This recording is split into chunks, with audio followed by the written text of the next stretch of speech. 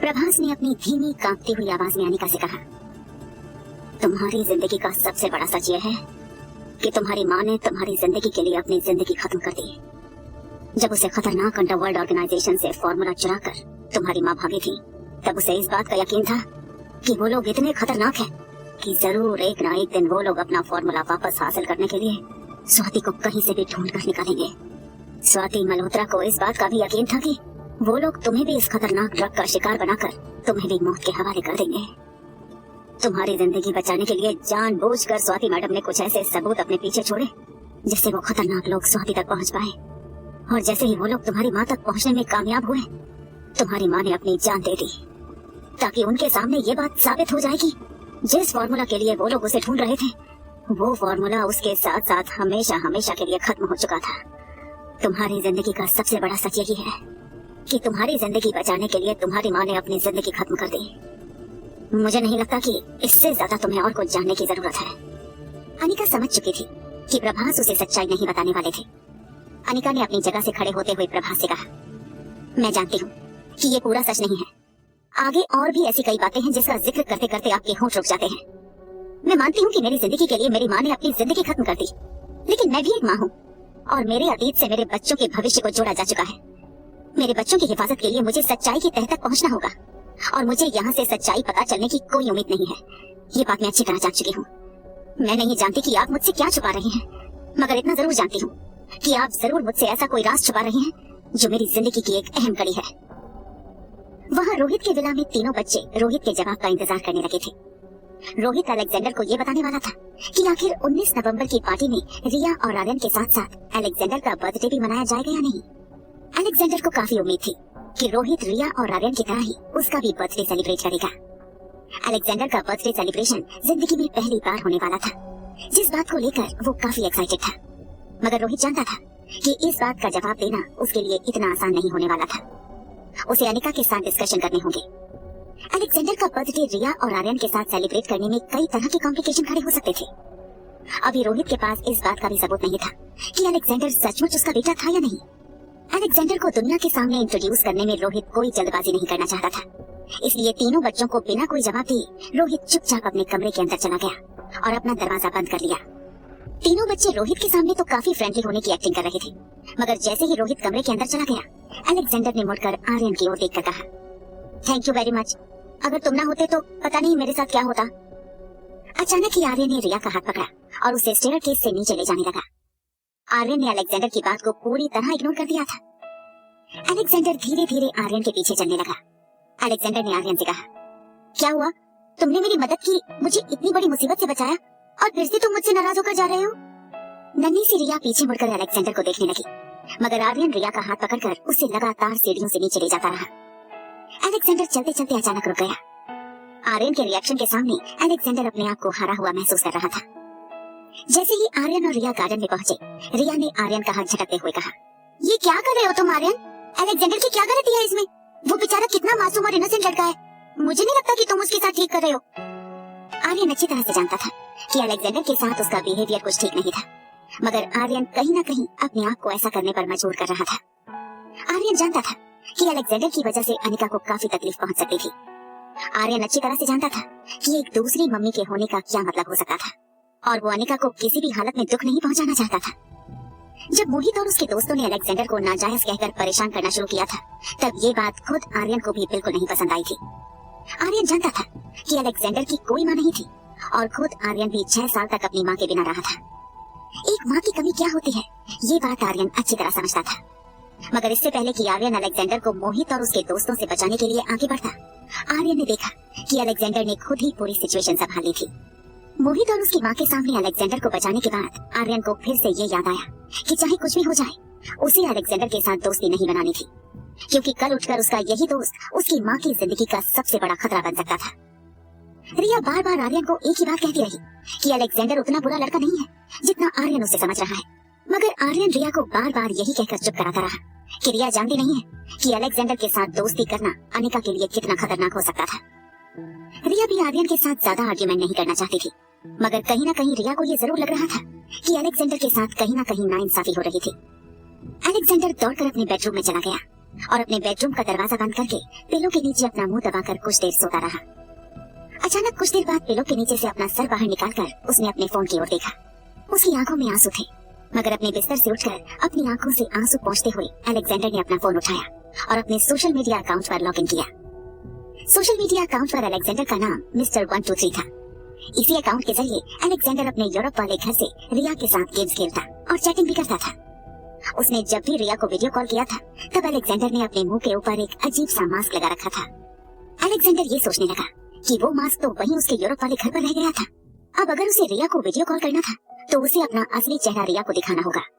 मगर अलेक्जेंडर रिया का दोस्त बनकर उससे बात करना चाहता था, इसलिए इस बार वीडियो कॉल न करते हुए अलेक्जेंडर ने रिया को मैसेज किया जिसमें लिखा था, हेलो रिया, क्या तुम मुझसे बात करोगी? अलेक्जेंडर ये मैसेज भेजने के बाद कुछ देर तक रिया के रिप्लाई का इंतजार करता रहा। लगभग आधे घंटे बाद अलेक्जेंडर के फोन पर रिया का मैसेज फ्लैश होने लगा जिसमें लिखा था, जब तक तुम मेरी मम्मा से माफी नहीं मांगोगे मुझसे बात मत करना। अलेक्जेंडर ने ये मैसेज पढ़ते ही तुरंत जवाब लिखते हुए रिया से कहा, मैं तुम्हारी माँ से माफी मांगने के लिए तैयार हूँ, क्या तब भी तुम मुझे दोस्त नहीं बनाओगी? इस मैसेज के भेजने के कुछ देर बाद रिया ने रिप्लाई करते हुए लिखा, अगर तुम मेरी माँ से माफी मांगोगे तब मैं तुम्हारी दोस्त जरूर बनूंगी। ये मैसेज पढ़ते ही अलेक्जेंडर के चेहरे पर मुस्कान लौट आई। बचपन से लेकर आज तक अपने पालतू जानवरों के अलावा अलेक्जेंडर का कोई सच्चा दोस्त नहीं था। कुछ साल पहले अलेक्जेंडर जब इंटरनेट के जरिए गेमिंग सीख रहा था तब अलेक्जेंडर की मुलाकात इंटरनेट के जरिए रिया से हुई थी। तब से लेकर अब तक अलेक्जेंडर रिया के साथ कभी कभी सोशल मीडिया के जरिए चैटिंग पर बात कर लेता। दोस्त कहने को अलेक्जेंडर के पास रिया के अलावा और कोई नहीं था और पिछले कई दिनों से रिया भी अलेक्जेंडर से नाराज थी। इस वक्त आर्यन के बर्ताव की वजह से अचानक अलेक्जेंडर इस घर में अपने आप को अकेला महसूस करने लगा था। उसे अपनी दोस्त रिया की जरूरत थी। रिया के मैसेज का जवाब लिखते हुए अलेक्जेंडर ने कहा, क्या सचमुच तुम मेरी दोस्त बन जाओगी और मुझसे चैटिंग भी करोगी? इस बात का तुरंत जवाब लिखते हुए रिया ने कहा, हाँ, मगर इस वक्त मेरे पास वक्त नहीं है। हमारे घर पर एक छोटा सा शैतान घुस आया है, हम लोग उससे काफी परेशान हैं। हमें लग रहा है धीरे धीरे वो हमारे सारे घर पर कब्जा कर लेगा। अलेक्जेंडर अच्छी तरह जानता था कि रिया इस वक्त जिस छोटे शैतान की बात कर रही थी वो और कोई नहीं बल्कि वो खुद था। अलेक्जेंडर ने जवाब लिखते हुए रिया से कहा, हो सकता है वो छोटा सा शैतान खुद अपना घर ढूंढ रहा हो और इसीलिए तुम्हारे घर पर अपनी एक छोटी सी जगह बनाने आया हो। रिया ने तुरंत इस बात का जवाब लिखते हुए कहा, तुम कैसे जानते हो ये सब? अलेक्जेंडर ने टॉपिक बदलते हुए कहा, मैं तो इसलिए कह रहा हूँ कि कई बार कुछ कुत्ते बिल्ली शरारत करते हुए मेरे कमरे में घुस आते हैं और बाकी सबको परेशान करने लगते हैं, मगर असलियत में वो लोग भी मेरे दोस्त बनकर हमेशा मेरे साथ रहना चाहते हैं। हो सकता है तुम्हारे घर जो छोटा शैतान घुसा है उसे भी तुम लोगों के साथ रहना है, बिल्कुल तुम लोगों की तरह ही। दरअसल अलेक्जेंडर ने बचपन से लेकर आज तक एक छोटे से तहखाने में अपने पालतू जानवरों के साथ जिंदगी गुजारी थी। अलेक्जेंडर ने भी हमेशा से चाहा था कि रिया और आर्यन की तरह ही उसके भी माँ बाप हों जो उसे बहुत प्यार करें, उसके भी भाई बहन हों जिनके साथ वो खेले कूदे झगड़े फिर प्यार करे। पिछले कई दिनों से रोहित के घर पर आकर अलेक्जेंडर को ऐसा लग रहा था जैसे वो अपने सपनों की जिंदगी सचमुच जी रहा था, मगर कहीं न कहीं आर्यन की बेरुखी ने अलेक्जेंडर के सपने को तोड़ दिया था। तभी अचानक अलेक्जेंडर के मोबाइल पर रिया का और एक मैसेज फ्लैश होने लगा। रिया ने लिखा था, नहीं ऐसा नहीं है, ये छोटा शैतान यहाँ हमसे हमारी माँ को छीनने आया है और हम ऐसा हरगिज नहीं होने देंगे। हमारे मम्मा को वो इस घर से निकाले उससे पहले हम उसे इस घर में रहने नहीं देंगे। अगर हमें हमारे परिवार की खुशियाँ प्यारी हैं, तो हमें उस नन्हे शैतान को घर से निकालना ही होगा। रिया की ऐसी बात सुनकर अलेक्जेंडर का दिल पूरी तरह से टूट चुका था। अलेक्जेंडर ने इस बार अपना फोन उठाकर रिया को मैसेज करते हुए लिखा, तुम घबराओ मत, तुम देख लेना, वो छोटा शैतान खुद ही तुम्हारा घर छोड़कर चला जाएगा, फिर तुम सब पहले की तरह हंसी खुशी रह पाओगे। अलेक्जेंडर के इस मैसेज पर रिया ने क्वेश्चन मार्क की कई सारे सिंबल भेज दिए। अलेक्जेंडर ने इसके बदले में जवाब लिखते हुए रिया से कहा, बस तुम मेरी दोस्त बनी रहना, कभी कभी सोशल मीडिया के जरिए मुझसे चैटिंग करती रहना, क्या तुम्हें मेरी ये दोस्ती मंजूर है? तुरंत जवाब लिखते हुए रिया ने कहा, अगर मैं गेम खेलने में बिजी नहीं रहूंगी तो जरूर तुमसे बातें करूंगी। अचानक अलेक्जेंडर के लिए अपने मोबाइल स्क्रीन पर लिखे मैसेज को पढ़ना मुश्किल हो गया था। तभी अलेक्जेंडर को इस बात का एहसास हुआ कि उसकी आंखों में आंसू थे। अपनी आंखों से आंसू पोंछते हुए अलेक्जेंडर ने अपना social media account log out किया। अलेक्जेंडर जान चुका था कि रिया और आर्यन अब दिल से उसे नफरत करने लगे थे। अलेक्जेंडर नहीं चाहता था कि अब अलेक्जेंडर की मौजूदगी रिया और आर्यन को और ज्यादा दुख पहुंचाए। अलेक्जेंडर किसी का गुस्सा तो बर्दाश्त कर सकता था, मगर इस तरह कोई अगर उसे निग्लेक्ट करे तो वो उसकी बर्दाश्त के बाहर था। अलेक्जेंडर को सारी जिंदगी सिर्फ निग्लेक्ट किया गया था। अपना फोन अपनी एक छोटी सी बैग में भरने के बाद अलेक्जेंडर एक के बाद एक अपने जरूरी कपड़े उस बैग में डालने लगा। सारी तैयारी पूरी करने के बाद अलेक्जेंडर एक बार अपने कमरे को प्यार से देखने लगा। ये वही कमरा था जहाँ पिछले कुछ दिनों में उसे काफी प्यार मिला था। अलेक्जेंडर एक के बाद एक कमरे में रखे खिलौने जैसे टेडी बेयर, डॉल सबको बारी बारी प्यार करने लगा। आखिरकार एक डॉग के खिलौने को अपने हाथ में उठाकर अलेक्जेंडर ने कहा, जा रहा हूँ मैं दोस्त, तुम जैसे मेरे और कई दोस्त मेरा इंतजार कर रहे हैं।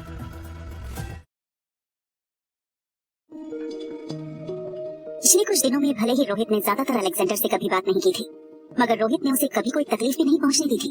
भले ही अलेक्जेंडर ने इस कमरे में सिर्फ कुछ ही दिन बिताए थे, मगर अलेक्जेंडर अपने साथ जिंदगी भर की यादें लेकर जा रहा था। अलेक्जेंडर ने इससे पहले कभी परिवार के साथ रहना क्या होता है ये महसूस नहीं किया था। अनिका का चुप चुप कर देखना, आर्यन और रिया का प्यार, रोहित का डांटना, फिर प्यार से समझाना, सब कुछ अलेक्जेंडर को याद आने लगा। मगर कुत्ते बिल्लियों के खिलौनों को देखने के बाद अलेक्जेंडर को अपने घर में रखे अपने पालतू जानवरों की भी याद आने लगी थी। अलेक्जेंडर ने डॉग के खिलौने से कहा, अगर तुम्हें कुछ हो जाए तो चिंता मत करना, मैं तुम्हारा इलाज करने जरूर आ जाऊंगा। अभी इस वक्त बिल्कुल तुम जैसा ही मेरा दोस्त मेरे घर पर मेरा इंतजार कर रहा है। उसकी एक टांग टूटी हुई है जिनका ऑपरेशन करना बाकी है। मैं जल्दी से जाकर उसका ऑपरेशन करूंगा और वो पहले की तरह फिर से दौड़ने लगेगा।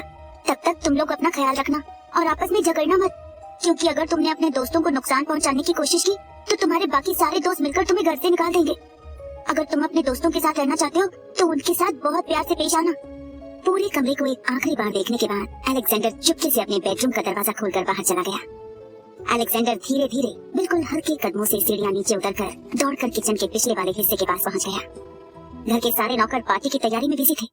घर में काफी शोर शराबा हो रहा था। बाहर से लोग सामान लेकर अंदर आ रहे थे और नौकर एक के बाद एक सारे सामान को अपनी जगह पर रख रहे थे। अलेक्जेंडर ने बड़े ही गौर से इस बात की तसल्ली कर ली कि कोई उसे देख नहीं रहा था। जैसे ही रास्ता क्लियर मिला, अलेक्जेंडर दौड़कर किसी न किसी पेड़ या पौधे के पीछे जाकर छुप जाता। कुछ देर तक ऐसे ही छुपते छुपाते अलेक्जेंडर पीछे के दरवाजे से बाहर निकल गया। दरवाजे से बाहर निकलते ही अलेक्जेंडर ने देखा कि एक बड़ा सा ट्रक कुछ सामान लिए गार्डन के ठीक बगल में खड़ा था। अलेक्जेंडर दौड़कर गार्डन में एक बड़े से पेड़ के पीछे जाकर छुप गया। अलेक्जेंडर ने जब मुड़कर रोहित के शानदार विला की ओर देखा तो अलेक्जेंडर का दिल भर आया। अलेक्जेंडर ये जगह छोड़कर जाना नहीं चाहता था, मगर वो जानता था कि अगर वो यहीं रहा तो उसके दोस्त खुशी खुशी अपने परिवार के साथ रह नहीं पाएंगे। उन्हें डर रहेगा कि एक दिन अलेक्जेंडर उनसे सारी खुशियां छीन लेगा। हालांकि अलेक्जेंडर के मन में ऐसा कुछ नहीं था, मगर गलतफहमी दूर करने का अब अलेक्जेंडर के पास और कोई रास्ता नहीं था। अलेक्जेंडर कुछ देर तक बंगले को देखता रहा। कुछ देर बाद अचानक घर के नौकरों ने एक दूसरे को आवाज देना शुरू कर दिया। ऐसा लग रहा था कि वो ट्रक सामान खाली करने के बाद मेन डोर से बाहर जाने वाला था। जैसे ही ट्रक शुरू होने की आवाज आई, अलेक्जेंडर अलर्ट हो गया। वो यहाँ वहाँ देखकर तसल्ली कर लेना चाहता था कि उस पर किसी की नजर नहीं थी। किसी तरह अलेक्जेंडर उस ट्रक के अंदर अगर छुपने में कामयाब हो जाता तो वो विला से बिना किसी की नजर में आए बाहर निकलने में भी कामयाब हो जाता। अलेक्जेंडर जानता था कि उसकी आगे की जिंदगी इतनी आसान नहीं रहने वाली थी, मगर अलेक्जेंडर अपनी इस नई एक्साइटिंग जिंदगी को जीने के लिए तैयार था। वो जानता था कि बहुत कम उम्र में उसे अपने आप को संभालना इतना आसान नहीं होगा, मगर अपने पालतू जानवरों के साथ रहकर अलेक्जेंडर ने इतना सीख लिया था कि अगर जिंदगी बिना किसी के सहारे जीनी है तो इंसान को पहला कदम उठाना बहुत जरूरी था। और आज अलेक्जेंडर की जिंदगी का वो दिन था जब वो अपनी इंडिपेंडेंट जिंदगी का पहला कदम उठाने वाला था। अलेक्जेंडर जैसे ही मौका देखकर ट्रक के पीछे के दरवाजे से अंदर घुसने की कोशिश करने लगा, अचानक ही अलेक्जेंडर की नजर 7 फुट के हट्टे कट्टे तगड़े आदमियों पर पड़ी। उन दोनों आदमियों के मुंह पर कपड़ा लगा हुआ था, मगर उन दोनों की आंखें काफी जानी पहचानी थी। अलेक्जेंडर ने इन दोनों को क्रिस्टोफर की गैंग में देखा था। यूरोप की उस हवेली में अलेक्जेंडर ने इन दोनों को कई बार क्रिस्टोफर के साथ देखा था। एक बार अलेक्जेंडर के पालतू जानवर बेकाबू हो गए थे। एक छोटा सा डॉग काफी बीमार था और उसकी माँ बटरस्कॉच, जो कि अलेक्जेंडर की पालतू जानवर थी, वो अपने बच्चों को बचाने के लिए काफी अग्रेसिव हो गई थी। बटरस्कॉच अपने बच्चों के पास अलेक्जेंडर के अलावा किसी को जाने नहीं दे रही थी। अलेक्जेंडर उस पपी को ठीक करने की लगातार कोशिश कर रहा था, मगर उस पपी की हालत काफी बिगड़ती जा रही थी। ऐसे में बटरस्कॉच काफी बेकाबू हो गई थी। उसके लगातार भौंकने की वजह से क्रिस्टोफर काफी परेशान हो गया था। उस वक्त क्रिस्टोफर ने इन दोनों आदमियों को बुलाकर बटरस्कॉच को शांत करने का हुक्म दिया था। इन दोनों आदमियों ने खतरनाक और खूंखार बटरस्कॉच को अपने हाथों से पकड़कर शांत कर दिया था। बटरस्कॉच की ऐसी हालत होते हुए देखकर अलेक्जेंडर अंदर से टूट गया था। इन दोनों ने अपने हाथों से बटरस्कॉच को इतना मारा था कि बटरस्कॉच अपने बच्चों की मदद के लिए दोबारा अपने पैरों पर खड़ी नहीं हो पा रही थी। उस दिन से लेकर आज तक अलेक्जेंडर के मन में इन दोनों लोगों को लेकर काफी डर था। अलेक्जेंडर इन दोनों लोगों की ताकत अच्छी तरह देख चुका था और वो जानता था कि ये दोनों इतने खतरनाक थे कि अकेले ही रोहित की पूरी सिक्योरिटी टीम से लड़ सकते थे। अलेक्जेंडर समझ नहीं पा रहा था कि ये दोनों यहाँ पर क्यों आए थे। अलेक्जेंडर यहाँ वहाँ देखने लगा। उसे लगा कि शायद क्रिस्टोफर उसे लेने यहाँ पहुँचा था, मगर दूर दूर तक अलेक्जेंडर को क्रिस्टोफर कहीं नजर नहीं आ रहा था। जब अलेक्जेंडर यहाँ वहाँ देख रहा था तब उन दोनों आदमियों की नजर अलेक्जेंडर पर पड़ी। दोनों ने अपने मुंह पर एक कपड़ा बांध रखा था। दोनों तेज नजरों से एक दूसरे को देखने लगे। फिर एक ने इशारे से दूसरे को अलेक्जेंडर की ओर देखने को कहा। जैसे ही अलेक्जेंडर ने उन दोनों को अपनी ओर देखते हुए देखा, वो फिर से पेड़ के पीछे छुप गया। मगर इस बार जैसे ही अलेक्जेंडर ने अपने सामने देखा, अलेक्जेंडर की आंखें फटी की फटी रह गईं। घर का एक पुराना नौकर अलेक्जेंडर के ठीक सामने खड़ा था। उस नौकर ने अलेक्जेंडर को इस तरह पेड़ के पीछे छुपा हुआ देखकर उससे पूछा, यहाँ क्या कर रहे हो आप? आपको अपने कमरे में होना चाहिए। इस तरह बंगले के पीछे पेड़ के पीछे छुपने का क्या मतलब है? कहीं आप यहाँ से भागने की कोशिश तो नहीं कर रहे? अलेक्जेंडर ने इस बात का जवाब देते हुए कहा, मैं भला अपने ही घर से क्यों भागूंगा? ये मेरे डैड का घर है और मेरे डैड का घर ही मेरा घर है। मैं यहाँ से भागकर कहाँ जाऊंगा? अलेक्जेंडर के तीखे जवाब की आदत नौकर को अब तक अच्छी तरह पता चल चुकी थी। इससे पहले भी पिछले कई दिनों से अलेक्जेंडर ने नौकरों के नाक में दम कर रखा था। कभी एक चीज मांगता तो कभी दूसरी। अपनी जिद पूरी न होने पर अलेक्जेंडर सारे नौकरों को यहाँ से वहाँ भगाता। दरअसल क्रिस्टोफर ने अलेक्जेंडर से कहा था कि अगर वो ये जानना चाहता है कि रोहित मारवा उसे कितना प्यार करता है, तो रोहित के घर पर जाकर अलग अलग चीजों की जिद करो। अगर रोहित उसकी हर जिद पूरी करता है, तब ये बात पक्की हो जाती है कि रोहित उसे भी उतना ही प्यार करता है जितना आर्यन और रिया को। अलेक्जेंडर ने देखा था कि जब भी आर्यन और रिया रोहित से कुछ मांगते, तो रोहित की आंखों में उनके लिए हमेशा प्यार नजर आता, चाहे कैसी भी जिद हो। और रोहित ने अलेक्जेंडर की भी हर जिद पूरी की थी। मगर अलेक्जेंडर को रोहित की आंखों में अपने लिए वो प्यार नजर नहीं आया था जो आर्यन और रिया के लिए नजर आता था। अलेक्जेंडर ने अपने सामने खड़े नौकर से कहा, कुछ नहीं, खाना खाने के बाद मैंने सोचा थोड़ा वॉक कर लूं, इसलिए यहाँ आया हूँ। नौकर को पता था कि अलेक्जेंडर को किसी भी वक्त कोई भी चीज करने का मन होता था। अलेक्जेंडर ने घर के नौकरों की नाक में इतना दम कर रखा था कि नौकर भी अब उससे घबराने लगे थे। इसलिए अलेक्जेंडर ने जब ऐसी बात कही, तब नौकर को भी लगा कि शायद ये भी अलेक्जेंडर का लोगों को परेशान करने का एक और तरीका हो सकता है। नौकर ने अलेक्जेंडर से कहा, ठीक है, मुझे लगता है तुम्हें अब घर के अंदर चले जाना चाहिए। अलेक्जेंडर ने नौकर की बात का जवाब देते हुए कहा, हाँ जाता हूँ, तुम अपना काम ठीक से करो। पता है ना, कुछ दिनों में घर में कितनी बड़ी पार्टी है। नौकर को ऐसा लगने लगा था जैसे खुद रोहित ही उसे डांट फटकार लगा रहा था। अलेक्जेंडर की बात सुनते ही अपने हाथ में पकड़ी हुई बैग लेकर नौकर अपने काम पर लग गया। नौकर के जाते ही अलेक्जेंडर ने फिर से मुड़कर जब पीछे देखा, तो उसे एहसास हुआ कि वो ट्रक जा चुका था। क्रिस्टोफर के वो दो आदमी भी कहीं नजर नहीं आ रहे थे। अलेक्जेंडर धीरे से पेड़ के पीछे से बाहर निकला और पीछे वाले गेट की ओर बढ़ने लगा। जैसे ही अलेक्जेंडर गेट से लगी दीवार की तरफ पहुंचा, अचानक ही क्रिस्टोफर के वो दो आदमी अलेक्जेंडर के सामने आ गए। उन दोनों आदमियों ने अलेक्जेंडर को बाहर निकलने से रोकते हुए कहा, कहाँ जा रहे हो तुम? इस तरह तुम ये घर छोड़कर नहीं जा सकते। अलेक्जेंडर उन दोनों को देखकर घबरा गया था, मगर अपने चेहरे पर वो घबराहट के एक्सप्रेशन लाना नहीं चाहता था। इसलिए बड़ी हिम्मत से अलेक्जेंडर ने उन दोनों की बात का जवाब देते हुए कहा, मैं तो देखने आया था कि क्या डैड मुझे यहाँ लेने आए हैं। मैंने तुम दोनों को देखा तो मुझे लगा कि शायद डैड मुझसे मिलने आए हैं। क्या वो भी तुम्हारे साथ यहाँ आए हैं?